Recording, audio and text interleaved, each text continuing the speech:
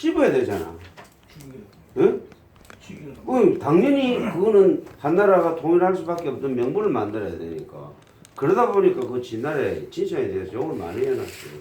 근데 진시황이 중국 역사에 있어서 참 잘했던 것 중에 하나가 제법 있어요. 뭐냐면은 첫째는 그 우리 의학하고는 상관이 없지만 도량형을 통일합니다.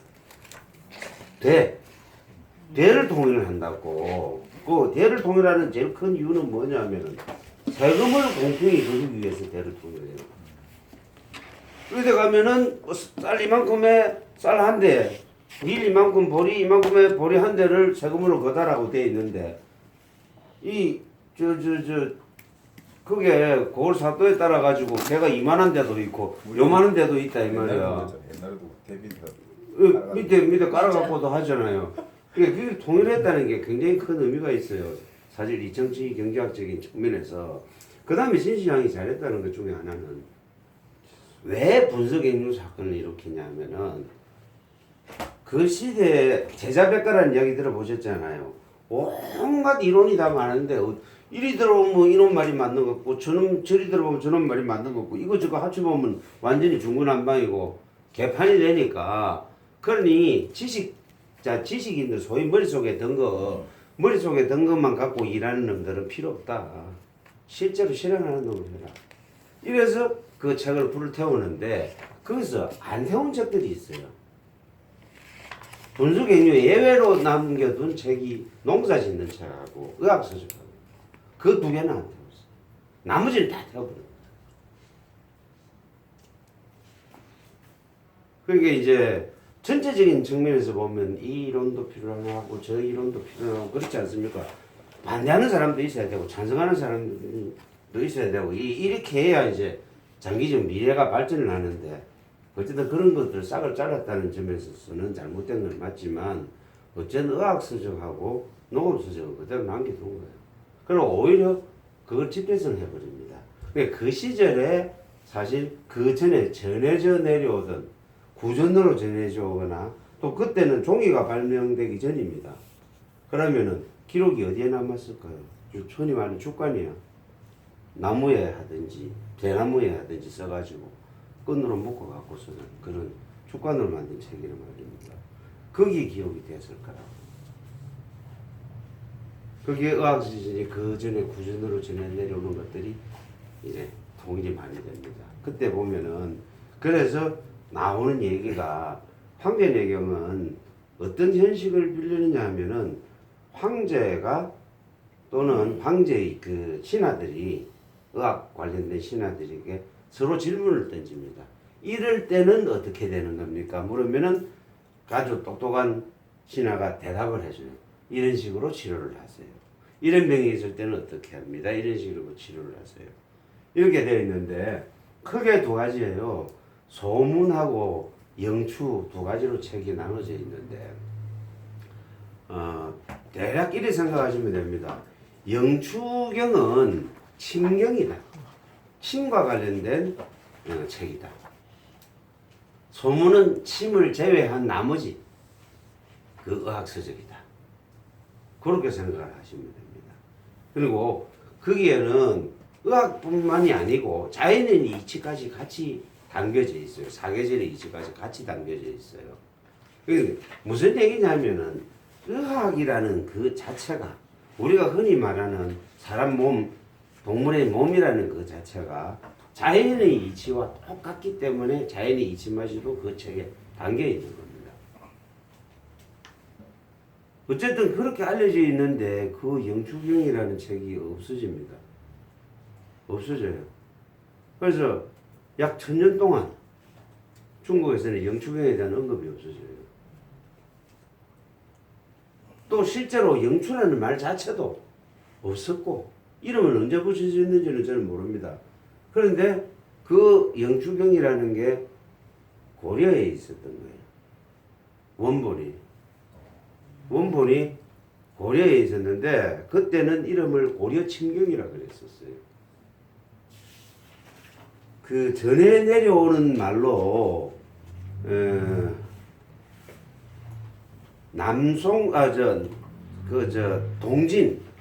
동진 시대 때 그 고구려에 불교가 전파된 게 372년입니다. 소수림왕 때. 그 불교가 전해질 때 그 성녀가 여러 가지 책을 들고 고구려로 갔다.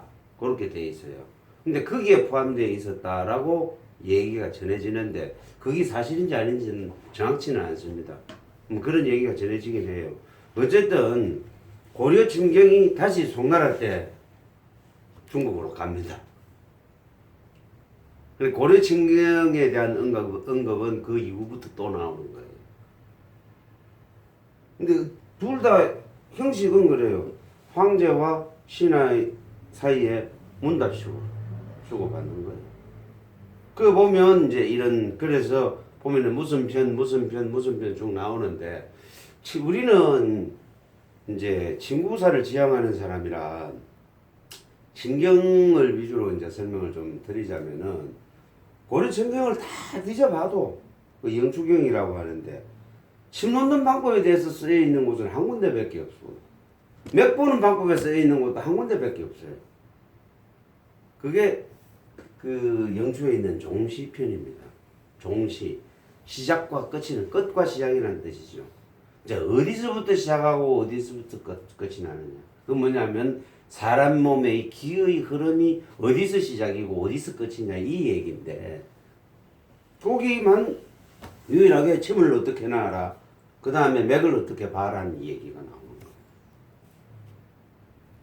중국의 그 이후에 3000년 이후에 그 한나라 이후에 엄청난 유명한 의사들이 많았잖아요.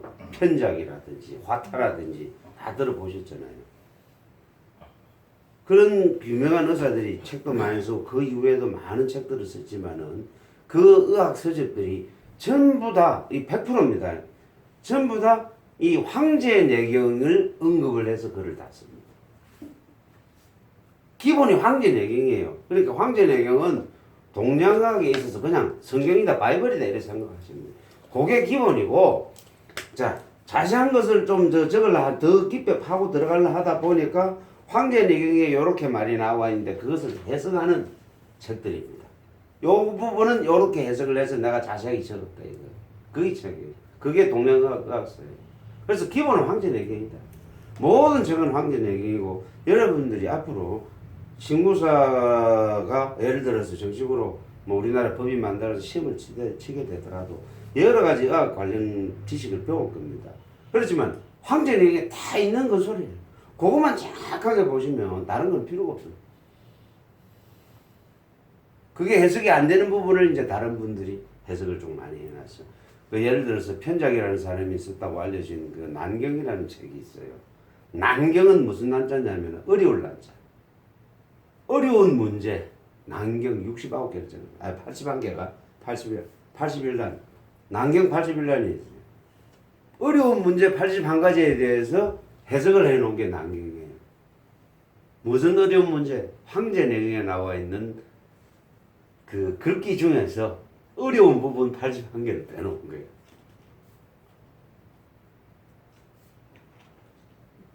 거의 모든 책이 그 황제 내경을 인용을 해서 만들어져 있습니다. 단 이제 그 약재에 대해서는 없습니다. 황제 내경은 약재에 대해서는 안 나와요. 그래서 그 본초 강목 유명한 본초 강목이 있잖아요. 본초 강목이라든지 약에 관련된 책들은 또 별도로 오늘 중국에서 별도로 나와 있지만은 어쨌든 의학의 기본 지식은 황제 내경에서 시작이 됩니다. 사람들이 이 살아가는데 우리도 이제 한 60년 살았으니까 이제 나이가 드니까 이런 생각이 들 겁니다. 내가 왜 지금까지 아파졌지? 어떤 때는 이런 생각도 가져요. 아이고 운이 없어서 난 이런 병 걸렸다. 재수 없어서 걸렸다. 뭐 어떤 예를 들어서 뭐 힌두교 믿는 사람들은 전생에 내가 뭔 죄를 지어갖고 이러겠지. 불교를 믿는 사람이나. 그렇지만은 사실은 때 되면 죽어야 되는 게 사람이고 한 번 태어나면 한 번 죽는 게 사람이고 그 다음에 한 60년 살다 보면 내 몸이 고물이 될 수밖에 없는 거라는 것쯤은 여러분들도 다 알고 계실 거예요. 또 건강에 대한 관심이 있으시니까 지금 공부를 하고 계신 거고 지금까지. 그래서 기본적으로 왜 병이 걸렸을까라는 생각도 해보고 이 병 걸린 건 분명히 고칠 방법이 있을 거라는 생각도 해보셨을 거고 지금 우리가 배우는 기본은 그겁니다. 거기서부터 시작을 합니다. 황제영에 왜 자연의 이치가 같이 들어가 있느냐 하면 자연의 이치고 사람의 이치고 똑같다는 겁니다. 우주의 이치가 자연의 이치고 사람의 이치고 우주도 사람도 똑같은 하나의 구성원입니다. 이 최근에 그 천문학이 발달을 해가지고 별 그 항성 두 개가 만나서 두 개가 합체가 어느 날 충돌을 하고 또 어떤 항성은 만나지 않으면 스스로 커져가지고 거기서 폭발을 일으키고 초신성이라는 얘기 들어보셨잖아요. 그러다가 나중에 이게 블랙홀이 되게 되고 그런 얘기 들어보시잖아요. 그렇게 되는 그 분자 하나, 먼지 하나의 그 움직임과 그 다음에 큰 별 하나의 움직임이 똑같은 거예요. 우리가 흔히 알고 있는 분자, 원자의 구성은 움직임과 똑같고 사람의 움직임이 다 기본, 우주에서 일어나는 것들은 모두 기본이 똑같더라는 거예요. 기본이 똑같은데 세부적으로 달라지는 것일 뿐이에요. 그래서 이 기본을 우리는 공부를 해보자는 거예요. 동양과학에서 가장 중시하는 게 있습니다. 한의사들도 항상 그 소리를 합니다. 음양, 허실, 한열 이렇게 이야기합니다. 만명은 어디서? 만명의 근원은 내 몸속에 있는 음양과 허실과 한열의 불균형에서 옵니다. 자, 음양은 아직까지 우리 공부를 안 해서 모르겠고 허실에 대해서도 아직 공부를 해서 잘 이해가 안 가시겠지만 한열하면 아마 이해가 갈 거예요. 찹고 뜨거운 거예요. 내 몸이 차가워서 생기고 뜨거워서 생긴다는 겁니다. 더더구나 우리 그 척추동물 5종류 중에 조류와 포유류는 정원동물이에요. 파충류, 어류, 양서류는 변온동물이에요. 자기 체온이 수시로 바뀝니다. 이거는 정원동물이라. 포유류는 그 체온이 평균 36.5도입니다. 정해져 있어요. 사람이나 개나 다 36.5도예요. 근데 조류는 37.5도입니다. 1도가 높아요. 이 정원동물입니다. 그러면 기본적으로 정원동물은 왜 이게 정원동물이 됐냐? 이거는 종족유지 본능 때문에 자연이 진화 결과로 이루어졌다고 뭐 그렇게 알려져 있으니까 더 자세한 이야기는 할 필요 없지만은 이 36.5도에서 조금만 이상이 생기면 이 한열에 관련된 질병이 생긴다. 흔히들 이런 이야기를 많이 들어보셨을 겁니다. 인체의 체온이 0.2도가 낮아지면 면역력이 뭐 거의 30%가 떨어진다. 그런 이야기 들어보셨을 거예요. 뭐 젊은 애들은 못 들어봤지만 여러분 살아오시면서 방송도 많이 나오잖아요. 신문도 많이 나오고. 그럼 쉽게 얘기를 하자면 36.5도가 평균이에요. 36도에서 37도가 보통이에요. 사람들 체온이. 그래서 평균차가 36.5도인데 이게 싹 조사를 해봤더니 어떤 사람은 평균적으로 36.7도쯤 되고 어떤 나라 사람들은 36.3도쯤 되더라. 0.334도가 차이가 나더라는 거예요. 자, 일반적으로 말하자면 서양 사람들은 동양 사람들이 이렇고 동양 사람들이 좀 높습니다. 체온이. 동양 사람들은 기본적으로 뱃속의 체온을 조금 더 높게. 자, 그 다음에 요거는 우리가 귀에다가 꼽아서 재고 입에 물어서 재는 거죠. 이 계단에 꽂아서 재는 거죠. 자, 사람 뱃속의 온도는 과연 몇 도일까? 사람 뱃속의 온도는 몇 도요?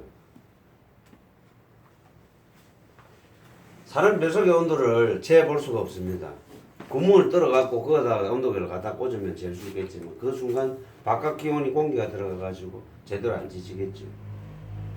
근데 산부인과 가가지고 아기가 악내하고 태어나면 아기의 체온을 딱 재는 순간 태어나는 순간 재면은 37.5도가 나와요.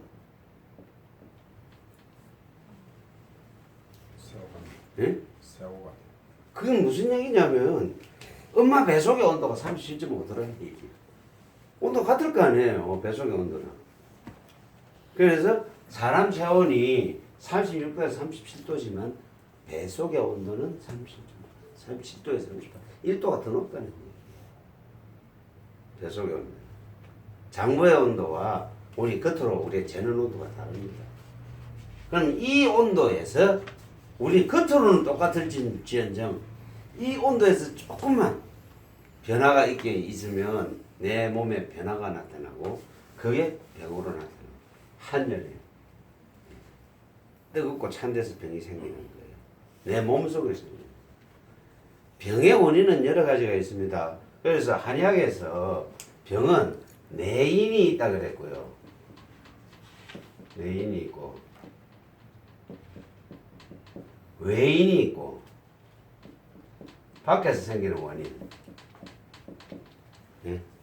그 다음에 불내외인이 있다 그랬어요. 이건 속에서 생기는 원인이 있고 밖에서 생기는 원인이 있을 수 있고 이건 안도 밖도 아닌 그런 원인이 생길 수 있다. 병은 이렇게 원인이 생기는데 내인은 아까 말씀드린 여기서 생기는 거고 외인은 밖에서 우리가 뭐 병균이 침입을 했다. 아니면 내가 넘어져서 어디를 다쳤다. 이런 여러 가지 원인이 있을 수 있겠지. 그래서 사람이 병이 생기는 건 이런저런 원인을 떠나서라도 어디를 다치게 되고 어디가 잘못되게 되면 다시 원상 회복이 되게 돼 있는 게 사람이고 이 생명체입니다. 그게 우리가 흔히 말하는 자연 치유력이에요. 저절로 치유가 될 수 있게 돼 있어. 재밌는 게 어릴 때는 요즘은 나도 손자들 본다고 이래 가보니까 넘어져서 깨질 일이 없어. 놀이터만 가도 전부 밑에가 고무판이라. 옛날에 나가면 수시로 깨가 왔죠. 그래가지고 기급 바른 게 아까진 끼고 제일 좋은 게 아까진 끼고 그것도 안 좋으면 된장도 바르고 뭐 그래서 잤잖아요. 근데 요즘 애들은 깰 일이 없어. 근데 예전에 우리 다 해봤잖아. 이래 무릎 바꿔지고 여기 넘어져 보고 쓰면 한 3일 갔나요? 3일 가면 딱지 않고 뭐 하루면 딱지 떨어져 버리고 그 다음부터는 뭐 아무 폐 없이 다녔잖아요. 최근에 혹시 상처 입어 보셨어요? 한 달 갈걸요? 한 달 가죠? 심지어는 한 달 이상 갈 때도 있어요. 시커먼 흉터는 몇 달, 6개월도 가요. 그만큼 자연이 치유력이 떨어져 있는 거죠. 잘 안 났어. 예? 잘 안 나. 예, 잘 안 나요. 자연 치유력이 떨어져 있어. 그거 이제 고물이 되어 간다는 거지. 내 몸이 이 자연 치유력. 이 기계하고 다르요. 기계는 고장나면 고치면 돼. 부품도 갈아 끼울 수 있고. 사실은 현대과학이 참 좋은 것 중에 하나는 부품을 갈아 끼울 수 있다는 거, 사람 인체에. 저도 당장 눈알에 지금요, 수정제가 가짜가 들어가 있으니까 현대과학의 덕을 보고 있는 거죠. 부품을 갈아 끼울 수 있고. 그렇다고 해서 완전히 신비로 바꿀 수는 없겠죠. 그죠? 완전히 새 오리지널을 바꿀 수는 없겠지만 어쨌든 대체할 수 있는 걸로 바꿀 수 있는 현대과학입니다. 하지만 문제는 자연 치유력에 대해서는 사실상 상당히 무시하고 있는 게 현대과학의 실정이고. 근데 또 의사들한테 물어보면 그럽니다. 치료 방법 중에 하나가 자연 치유력입니다. 가장 중요한 게. 혹시 근육도 허리가 아파서 엑스레이를 다 찍어보니까 정상이야. 병원에 갔더니. 그러면은 의사들이 모든 게 정상이면은 뭐라고 하냐면 근육통입니다. 그죠? 이 근육통에 주사를 놔줍니다. 근육이완제 주사를 놔줘요. 이 근육이완제가 크게 두 종류가 있지만은 스테로이드 계열이 있고 비스테로이드 계열이 있어요. 스테로이드는 뭐냐면 마약입니다. 그걸 탁 넣으면요 안 아파져요. 순간적으로. 무릎 아플 때도 가면 놔주죠. 빼주사라는 일명 빼주사라는 거 놔주잖아요. 그 마약이에요. 놔주면 안 아파. 기분 좋게 집에 와요. 그런데 이걸 놔주는 이유는 뭐냐면은 본인이 안 아픈 동안 참고 있으면 저절로 이게 회복이 될 거라는 가정하에 그거를 놔주는 거예요. 자연 치유력을 믿고 해주는 거예요. 그 의사들이 자기네들 치료법도 자연 치유력을 보는 치료법이라고 얘기를 합니다. 그런데 예를 들어서 무릎에다가 놔놨는데 안 아프니까 사실은 왜 무릎이 망가졌느냐는 원인이 여러 가지예요. 아까 말씀드린 내 몸속에서 이 내인 잘못된 게 생겨가지고 그래서 무릎이 안 좋아졌을 수도 있고 또 어떤 경우는 외인 밖에서 지어 박았어. 또는 하도 무릎을 많이 써가지고 마라톤 하는 사람 무릎 베리죠. 등산 내리막 다니는 사람 무릎 베리죠. 그렇게 해가지고 온 경우도 있는데 아니 좀 편하다고 해서 자꾸 또 걸어 다니고 이래 쫓아다니다 보면 무릎이 갈 수밖에 없어요. 그러니까 뭐 뼈주사 10번 맞는데 얼마 그거 들어보셨을 거예요. 그 환자들 그런 이야기 저 무릎 아파 침 맞으러 오는 사람도 그 소리 합니다. 다들 뭐 뼈주사 매일 10번 맞는데 병원에 얼마 주고 맞았느니 뭐 한 번 남았느니 두 번 남았느니 이런 얘기를 해요.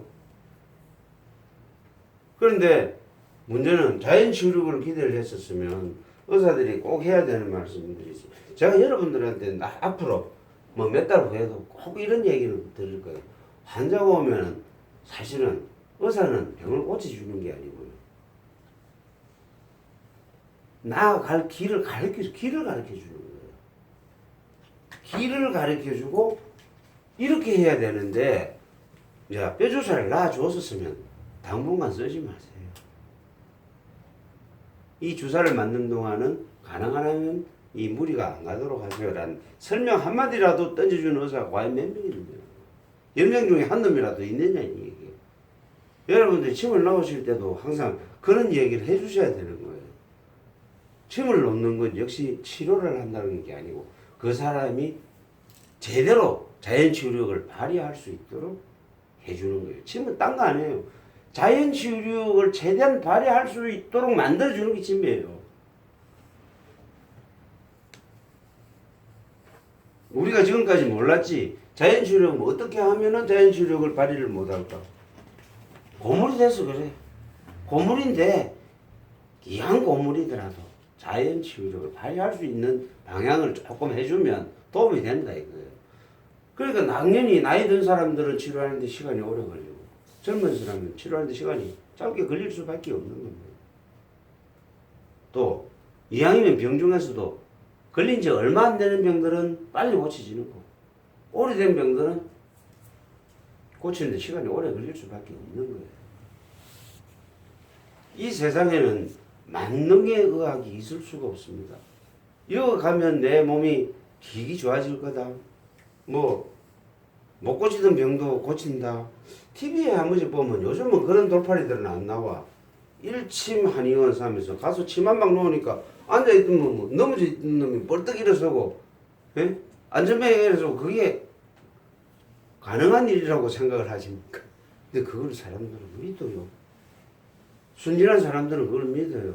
자기 몸이 왜 이렇게 망가졌을까는 생각지 않는 사람들은 돈만 들이면 고쳐진다고 믿는다는 거예요.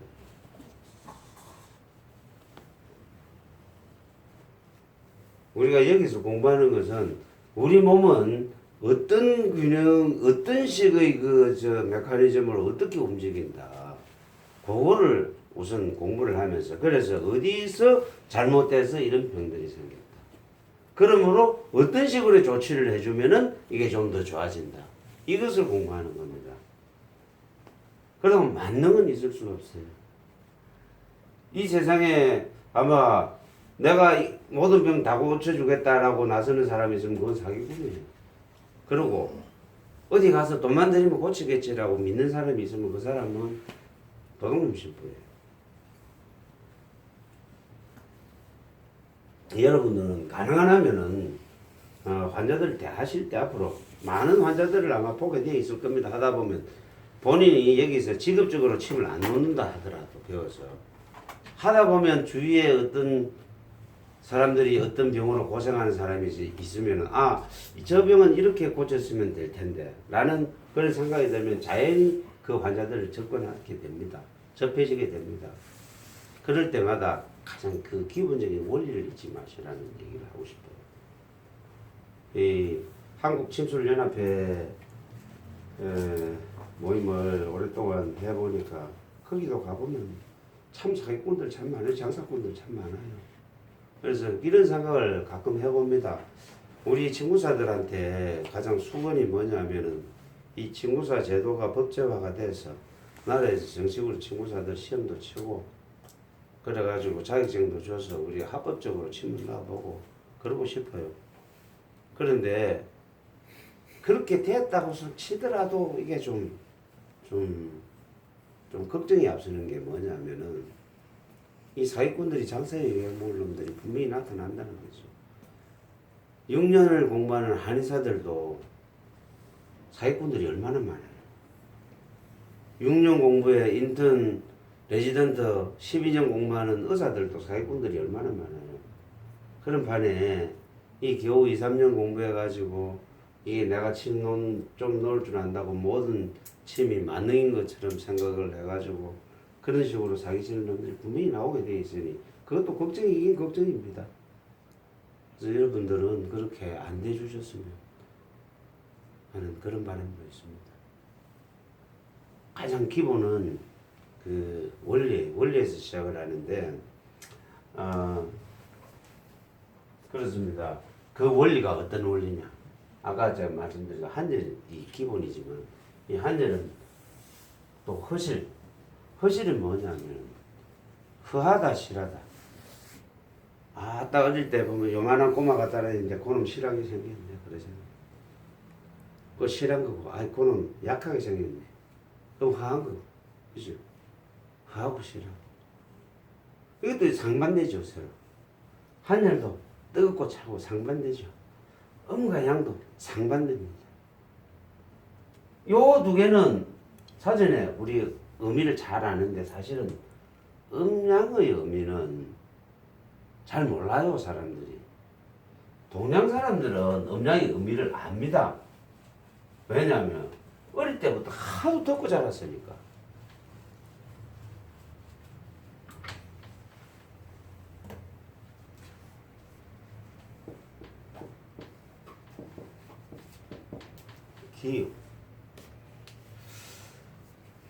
기가 뭐고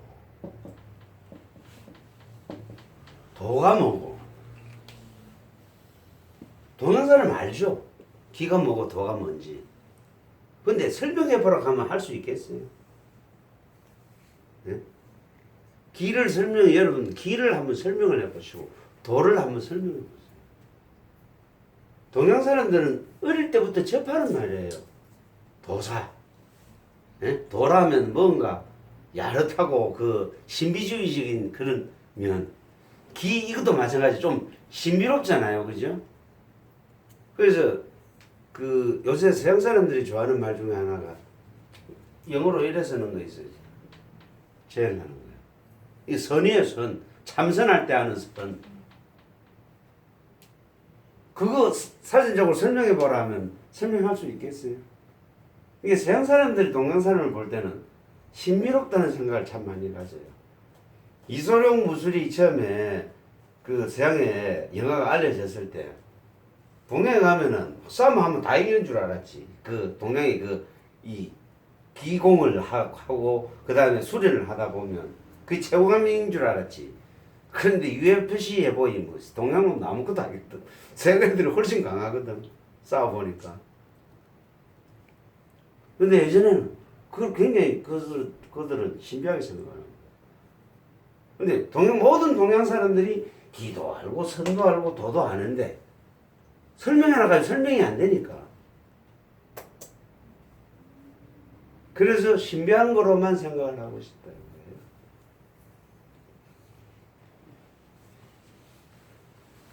그래서 이 서양식으로 사전적 의미로서 설명을 제가 하겠습니다. 사전적 의미로 기는요, 생명력입니다. 살고자 하는 힘이에요. 살고자 하는 힘. 그러니까 죽은 사람한테는 기라는 게 없겠죠.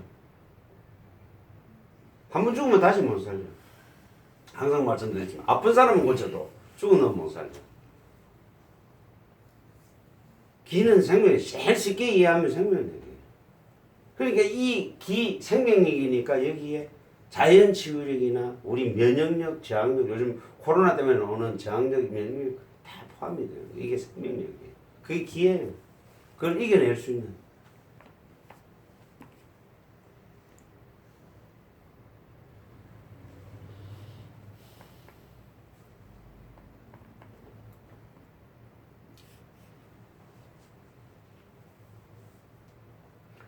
동양과학에서는 기를 여러 가지 종류로 나눕니다.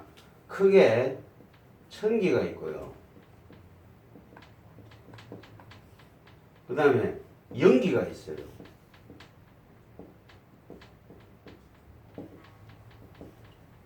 천기는 하늘의 기운이고요. 영기는 영자. 이 영자가 무슨 영자인지 아시죠? 먹어서 생기는 영양의 기운입니다. 그래서 이 천기는 뭐냐면은 하늘에서 오는 기운이니까 이 공기예요. 공기, 땅기. 현대과학으로 이야기하면 이 공기. 그러니까 숨 쉬어야 살고 먹어야 산다는 얘기입니다. 딴 거 아니에요. 예? 천기는 숨을 쉬어야 살고 연기 먹어야 산다. 말만 짜지 이래 복잡하게 만들어 놓은 거야. 땅의 기운이라는 뜻이 예? 되겠다, 그지? 연기는 땅의 기운. 그럼요. 지기. 이렇게 쓰는 거예요, 이게. 지기. 이거를 또 책에는 보면은 수곡지기로 되어 있습니다. 수곡지기. 뭐냐, 물과 곡식의 기운.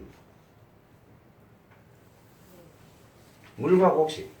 천기라 하는 저거는 위기하고 같이 됩니다. 위기는요, 이 위자 말이죠. 이 위기는 방위한다는 기준이죠. 방위. 이 위는 방위이기 때문에 외부의 나쁜 기운을 막아내는 기운입니다.